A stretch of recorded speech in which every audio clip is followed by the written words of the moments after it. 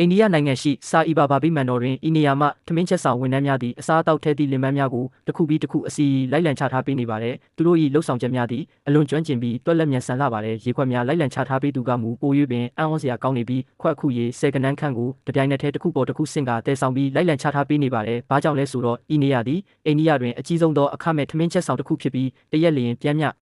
အစားတောက်လာရောက်သုံးဆောင်သူပေါင်း9000ကျော်ရှိနေလို့ပဲဖြစ်ပါတယ်။ဤထမင်းချက်ဆောင်သည့်တစ်ချိန်တည်းတွင်လူပေါင်း9500အထိဝင်ဆက်နိုင်တော့လဲလာရောက်သူများအတက်နိုင်ဆုံးစောစောစီးစီးအာဟာရပြေဝစွာသုံးဆောင်နိုင်ရန်အတွက်ဝန်ထမ်းများသည်အချိန်နှင့်အမျှအပြိုင်လှုပ်ရှားနေကြရခြင်းဖြစ်ပါတယ်။အစားတောက်သုံးဆောင်မိသူများသည်တကားဝတွင်ထမင်းစားလက်မှတ်ကိုအရင်အနံပြီးမှတန်းစီဝင်ရောက်ကြရပါတယ်။ကိုယ်ွယ်ယုံကြည်မှုဆိုင်ရာလှုပ်ရှားမှုများတွင်ပါဝင်ခြင်းဖြင့်ဤအခမဲ့ရရှိနိုင်တော်လေ။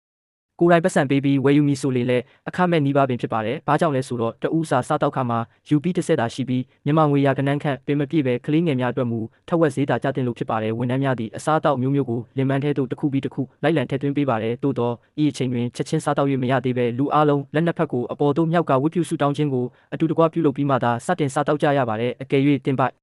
မော်ဝသေးပါကစတီကလက်ထိုင်ပေါ်တွင်ဆက်လက်ထိုင်နေနိုင်ပြီးလက်ဟန်ပြလိုက်ရုံဖြင့်တင့်ကိုအစားတောက်များထပ်မံလာရောက်ဖြည့်ဆည်းပေးမှာဖြစ်ပါတယ်။လာရောက်စားတောက်သူအလွန်များပြားလာသောကြောင့်တရက်လျင်ကုန်ဆုံးသွားသောအစားတောက်ပမာဏမှာတန်နှင့်ချီ၍ရှိပါတယ်။ထမင်းချက်ဆောင်သည်နေ့စဉ်အသုံးစရိတ်မမျှတမှုများရှိနေတော့လဲဤဗိမာန်တော်သည်အိန္ဒိယနိုင်ငံလုံးတွင်အချမ်းသာဆုံးဗိမာန်တော်များထဲမှတစ်ခုအဖြစ်တည်ရှိနေစေဖြစ်ပါတယ်။ဤဒီမှာများပြားလာသောအလှူရှင်များ၏လှူဒန်းမှုကြောင့်ဖြစ်ပြီးဗိမာန်တော်ဤနှစ်စဉ်ဝင်ငွေမှာအဓိကအားဖြင့်အတိုးရရှိမှုနှင့်လှူဒန်းငွေနှစ်ခုစလုံးမှဖြစ်ပြီးစုစုပေါင်းအမေရိကန်ဒေါ်လာ10 သန်းခန့်ရှိပါတယ်